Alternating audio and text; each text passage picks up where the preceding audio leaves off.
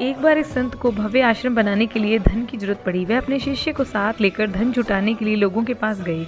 घूमते घूमते वह एक गांव में अपनी शिष्या एक बुढ़िया की कुटिया में पहुंचे। शिष्या की कुटिया बहुत ही साधारण सी थी, किसी तरह की कोई सुविधा नहीं थी। जब शाम हो गई तो संत वहीं ठहर गए। बूढ़ी माँ ने उनके लिए खाना बनाया।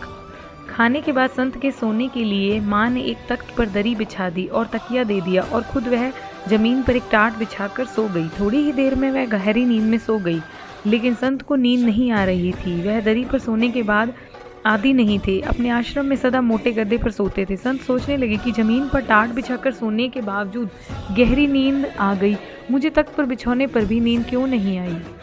मैं तो संत हूँ, सैकड़ों का मार्गदर्शन करता हूँ और यह एक साधारण बुढ़िया है। यह बात उन्हें देर तक मटती रही।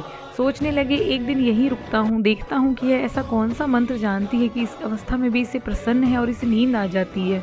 सुबह जल्दी उठकर बूढ़ी माँ ने अपने हाथ से कुटिया की सफाई की, चिड़ियों के लिए दाना डाला, गाय को चारा दिया, फिर सूर्य को जल अर्पण किया, पौधों को पानी से सींचा, गुरु को प्रणाम किया और कुछ देर बैठकर भगवान नाम का स्मरण किया। आंगन से तरकारी तोड़कर भोजन पकाया। गुरु को प्रथम भोजन करवाकर फिर उन्होंने भोजन ग्रहण किया।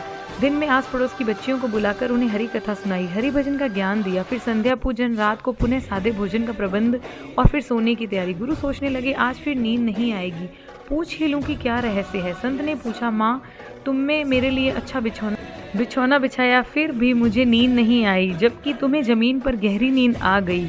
क्या तुम्हें धरती की कठोरता नहीं सताती? क्या यह चिंता नहीं होती कि कैसे अपने लिए कुछ भोजन, कुछ नरम बिस्तर का प्रबंध करूं? इसका कारण क्या है? बूढ़ी महिला बोली, गुरुदेव, जब मैं सोती हूं तो मुझे पता नहीं होता कि मेरी पीठ के नीचे गद्दा है या टाट। उस समय मुझे आपके वचन अनुसार दिन भर के लिए की गई सत्कर्मों का स्मरण करके ऐसा अद्भुत आनंद मिलता है कि मैं सुख दुख सब भूलकर परमपिता की गोद में सो जाती हूँ, इसलिए मुझे गहरी नींद आती है। संत ने कहा, मैं अपने सुख के लिए धन एकत्रित निकला था। यहाँ आकर मुझे मालूम हुआ कि सच्चा सुख भव्य आश्रम में नहीं, संतोष में है, गरीब की इस कुटिया में है। सच्चा सुख भारी चीजों में नहीं, बल्कि मन की शांति, संतोष और सत्कर्मों में है। इसलिए हमें धन और ऐशो आराम की जगह अच्छे कर्मों, सेवा और भक्ति पर ध्यान देना चाहिए, जिससे हमें वास्तविक सुख और मानसिक शांति मिले।